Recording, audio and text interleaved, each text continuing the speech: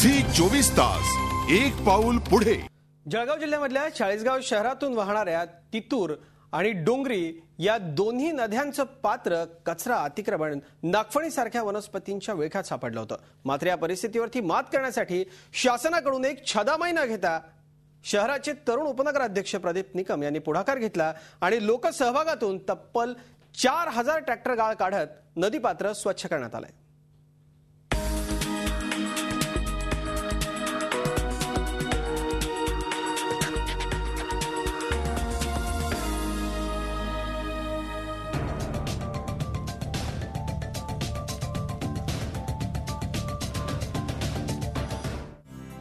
चाळीसगाव शहरामधून जाणाऱ्या तितूर आणि डोंगरी या नद्यांची अशी बकाल परिस्थिती होती।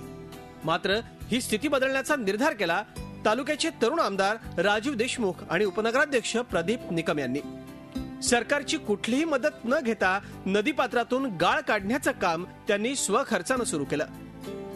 लोकसहभागातून आतापर्यंत तब्बल 4000 ट्रॅक्टर गाळ काढण्यात आलाय। आणखी 2000 ट्रॅक्टर गाळ काढण्याचं उद्दिष्ट आहे।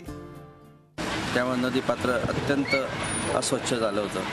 अत्यंत दुर्गंधीयुक्त नदीपात्रात पूर्णपणे घाण साचली, त्यामुळे शहरात अत्यंत मच्छरांचा प्रवाह वाढला होता।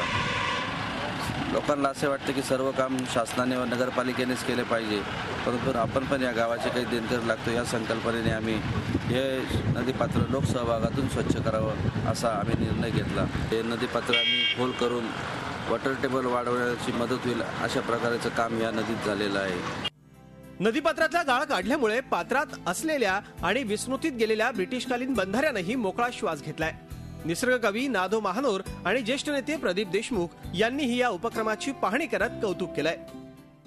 4,000 ट्रॅक्टर जवळजवळ उचलली गेलेली आहेत आणि अजून अपेक्षित जवळजवळ 5 ते 7,000 ट्रॅक्टर अजून उचलणं अपेक्षित आहे।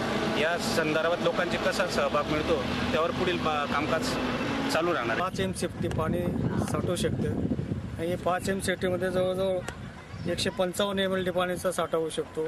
याच्यामुळे चाळीसगाव शहरासाठी पूरक पाणी साठाचं प्रमाण चांगलं राहून आजूबाजूच्या इंधन विहिरीला भरपूर मोठ्या प्रमाणात फायदा होऊ शकतो।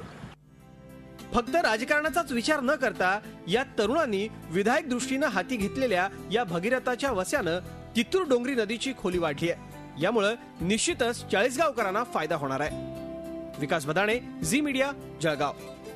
झी 24 तास एक पाऊल पुढे।